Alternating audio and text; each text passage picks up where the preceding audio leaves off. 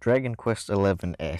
This game came out. Well, this version of the game came out back in 2019 September, I think. I didn't beat. I didn't beat it until June. I don't know if that tells you anything, but I really liked it. I thought it was really good. So what's it about? It's about a guy who goes on a quest, a dragon quest. Ah. It's a generic story. It's you're the chosen one. You go on a quest with your pals, and you gotta go fight the big bad guy. But that's not really what this game is about. It's not like a lot of other RPGs in that sense. It's not going for a big story, a big important plot, I guess. You're not gonna be blown away by anything in the plot besides maybe a few points in the game. At least I wasn't.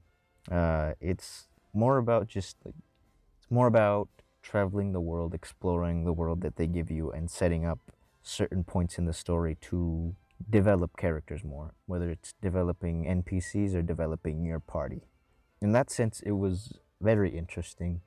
It's not an overarching plot that is carrying the story the entire way through. There is a plot. There is, fight. You gotta go fight the bad guy. Go to collect the 7 Dragon Balls and stuff. But that's not the focus of this game for the most part. As for characterization, yeah, it's that's what it does really well. I wouldn't say it characterizes every. Not every character is in depth. Just saying this up front, I wasn't super invested in every character in this game. The way that the Dragon Quest games are made, as far as I'm aware, is that it's more of an RPG for everyone. Uh, it could be for children, it could be for adults. It's aimed at general audiences. It's not like a Final Fantasy game where it's gonna have a super in-depth story that you might not be able to appreciate unless you're older. It's not like a Pokemon where it's more so aimed at a younger audience. It's for everyone. It's for everyone to enjoy, and that's not a bad thing. But that makes just the general tone of this game feel very not as serious. And for me, at least, I did not get as invested with this world with these characters as I would other RPGs. That being said, this game does a really good job of making you care about everyone. You might not like everybody, but you care about them in some capacity. Without getting too much into spoilery stuff, your party's pretty good. You run into blue-haired guy, circus man, barnacle boy. You run into the 2 mages, and you get a pretty solid party. The way they're explored isn't fantastic, but it's not terrible. You can talk to them sometimes, like out in the overworld if you press, I think, minus. And they do play an important part in almost every cutscene. They always have something to talk about. No singular one is focused on specifically, unless they're supposed to be. Like, at some point we do get into Eric's backstory, and it does focus more on him and what's going on with his life and why he even chose to join you. I think it's a pretty in-depth party. Like I said, I wasn't super enthralled by the characters, but I liked them. They felt tropey, but also not so much that it detracted from the whole experience. It felt like they took the tropes and they just built around that, and they made these really good characters that you actually want to see what happens next with him. Besides, the protagonist, he's a silent protagonist, and I hate silent protagonists that are done poorly. This is one of those times where I think they kept it because it's a Dragon Quest tradition, but I don't like it. It just detracts from the whole experience when you see Trunk just not say anything. There's so many cutscenes where he could say something, but he doesn't. I know the whole point is that he's supposed to represent you, and he's a blank slate that you can put yourself in his shoes. But if he's not doing anything, how are you going to put yourself in his shoes? But yeah, I don't think the hero or the luminary is implemented really well. Everyone else around him, though, is pretty good. I'm just not the biggest fan of silent protagonists. They're rarely ever done right.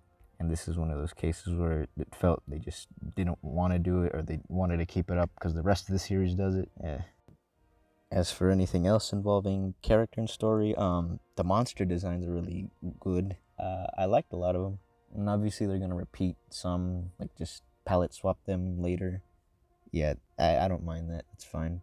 The designs are really, really nice. Sometimes they're goofy, sometimes they're actually pretty cool. It really varies. but I like the monsters. Like I said, the overall plot isn't great, but the monsters themselves are pretty cool. Graphically, this game does look really nice. I played this on the Switch, and it's just, I think it runs in 720p, maybe.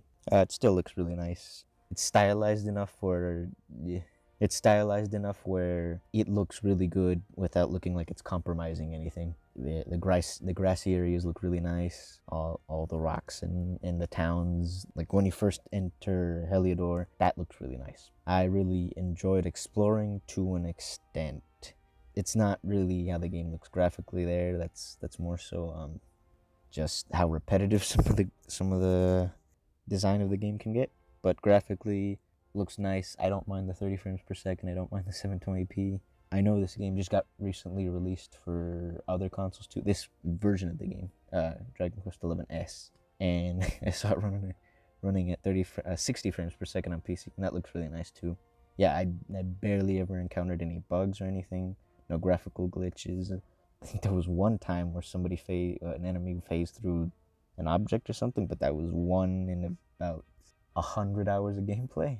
So yeah, this game is very stable, and I do like it a lot. The combat itself is it's combat. It's turn-based combat. It's really good. It's pretty in-depth, especially later on to get to the later bosses in the game. Act 2 and 3, well, mainly the end of Act 2 and parts of Act 3. You definitely have to learn how to use your skill set a lot, and if you've ever played another turn-based RPG before, standard turn-based RPG before, you probably already know how this goes. You get a bunch of spells. Different characters specialize with different weapons, and they have different traits, different stats. Eric's I think, faster, and he uses boomerangs or knives. Your main guy can, great swords, and I think it's just swords and great swords, and shields. But yeah, if you ever played a turn-based RPG before, you know what you're getting into in this one. But it's fun. It's fun to learn. It's fun to grow. Fun to level up. I on occasion found this game to be a bit grindy. There's the squid boss in the game, which that guy, he can easily catch you off guard if you are not prepared enough. I think I was level 25, and he just one-shotted my entire party. I had to get everyone to at least level 30 to survive that fight. But for the most part, you can probably survive with just fighting the new enemy in each area. Later on, it does get a bit tougher. You do have to use your skill set a lot more depth. You have to use your buffs. You have to know which attacks to use when, how to conserve your MP enough. It gets really good. I liked it a lot, but there's not much to say about it because it's standard, and that's a lot of what this game is. It's standard. It's a good thing, and it's a bad thing for me, at least. It's a bit of both, and it's good. At least the combat is good, and a lot of this game is good. Overall, I really did like this game. It's a bit on the longer side when I think it shouldn't be. I don't think it should be up to 100 hours. I think you could have cut some of that down if you just narrowed out if you tied together some of the plot a little tighter, I guess. There's a lot of exploration in this game, and it can be fun, but it can also be a bit repetitive at times. But overall, I thought it was really good. I had a few problems though. One of them was, a lot of these are actually nitpicky. They're more so my personal problems. It's not something that is going to be a deal breaker, probably. But one of them is the music. The music, I know, it's iconic for the series. I don't like it. I don't like the style of music whatsoever. I actually do. I like the main theme, but I don't like a lot of the music that's in this game. I don't like the style. I think actually how some of these tracks were composed are actually not well, even without the style itself, orchestral style of this game, all the horns and whatnot. I think just some of the composition is really poor. The main battle theme,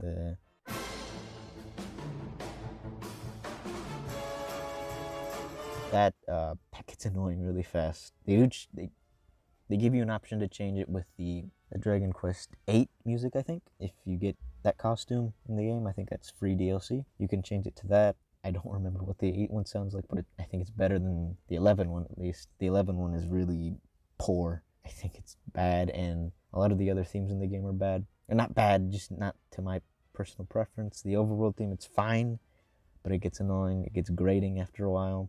The town themes are all the same, and that I don't like that. I don't like when all the town themes are the same. I'm going to talk about Final Fantasy VII later. That game uses different tracks for each town, and it makes each town have their own personality. Everything feels more bustling. It feels more memorable than this game where every town uses the exact same theme, and it just makes everything kind of blend together, especially when the aesthetic for each one is kind of the same. It's sort of medieval, but it's also, each one has their own style, yeah, but it's about the same anyway. Other than, yeah, it's just a lack of music. The music that's there is poor. I know some of it is used from past Dragon Quest games. I think the town themes might actually be from a past Dragon Quest game.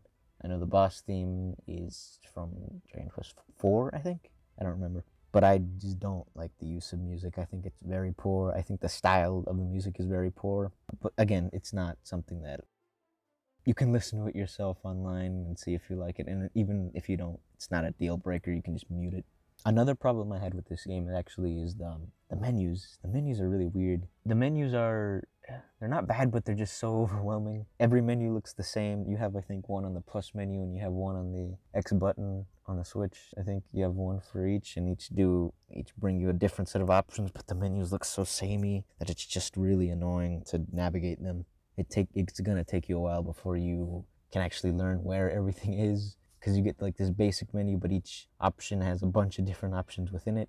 And if you want to keep up with how each character is growing throughout the game, you're gonna have to learn that. It's not bad, but it's just really annoying, and the aesthetic of the menus don't make it much better.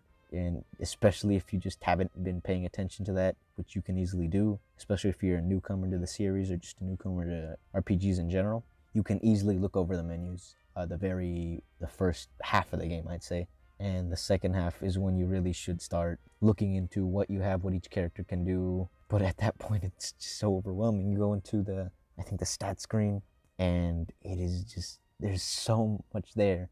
I don't remember how to access it actually right now. I can't remember it off the top of my head. But there's just you get to a point where if you haven't been paying attention, you see all these different attacks that everyone has, and I didn't know they had all these attacks, and how am I supposed to use all these? And it gets a bit overwhelming. Like I said, the aesthetic of the menus is so bland that it just doesn't help either. The only part of the menus that I actually liked is the skill trees. The skill trees, I actually enjoyed how those looked and how those but how you navigate each one of those, and how it very easily explains what each thing does. Other than that, I don't like the menus in this game. Another complaint is just certain difficulty spikes in the game. I mentioned the squid boss earlier, and that kind of happens a bit throughout the game. There are a few bosses where if you just haven't been fighting enemies, and it's very easy to do that, all the enemies appear on the overworld, and it's so easy. It's so easy to dodge each one, to just avoid them, not interact with them at all. And it's a good thing at first, because I like having the option, they're in the overworld, it's not a random encounter, so you can control when you fight them, but it's a blessing and a curse. When you have the option to fight them, you most likely don't want to fight them because they're just fodder. It's not an actual challenge, it's just something that's in your way that's gonna waste resources. And that makes it so annoying when certain bosses in the game require you to be at a certain point. I think this is something that Donkey mentioned, to have less enemies but have each one be more tough and reward you with more. I think that would have been a better design approach than just having a bunch of these boring enemies that you can easily avoid, and then at some point you're like, oh, I should have fought all those enemies before. My final complaint with this one is probably even more personal than all the other ones. Maybe not music, but the other two complaints. This is just more on the basis of Dragon Quest in general. There are no stakes in this game. It doesn't feel like it anyway. I never felt like there was something big going on in this game that I should be paying attention to. There's a lot of dialogue, there's a lot of goofy moments, there's some sad moments in there, happy moments, but nothing ever felt super impactful. Like I said, the story isn't fantastic, but even without a fantastic story, you can still make something out of your game's world. I never felt any major impact. The villain's just not great. It's interesting what they do with him later on, but I still don't feel like there's anything major that happens that really affected me. And I was like, oh, that's kind of cool. The game just kind of feels too lighthearted for its own good, and that's just more so a me thing. Like I said earlier, Dragon Quest appeals to everyone. It's not just for kids, it's not just for teens or adults. It's an everyone game, and in order to satisfy that, it has to build this world that can be approached by anyone. That's great. It's fine. I'm okay with that. But that also comes at a risk of making the game much less interesting as it goes on. It comes at a risk of making some of the dialogue just kind of meaningless. I don't know how to describe it any other way, but this game just feels hollow in some way. And that's, as an RPG, that's not a good thing at all. That's not a good thing for any game, but especially an RPG where you're going to be stuck with this game for a while. And I think it may come because of the silent protagonist. I don't think that's the main thing that's wrong with this game, for me at least. But just something about it just makes it feel like, okay, this is a cool game, but this isn't something I'm going to remember in a couple of years. Overall, though, I did really like this game. Thought it was a lot of fun. I enjoyed some of the dialogue. I enjoyed the world. I liked the combat a lot. It was really fun. Certain parts of the game were just really entertaining. I wouldn't call it one of the best RPGs I'd ever played, but it's also definitely not one of the worst. It's a really good one. I definitely recommend picking this up. But if you're looking for an experience that's gonna blow you away, that's not what this is. At least not to me. I found it to be really good. I'll maybe go back to it again someday, but that's not anytime soon. But it was really good.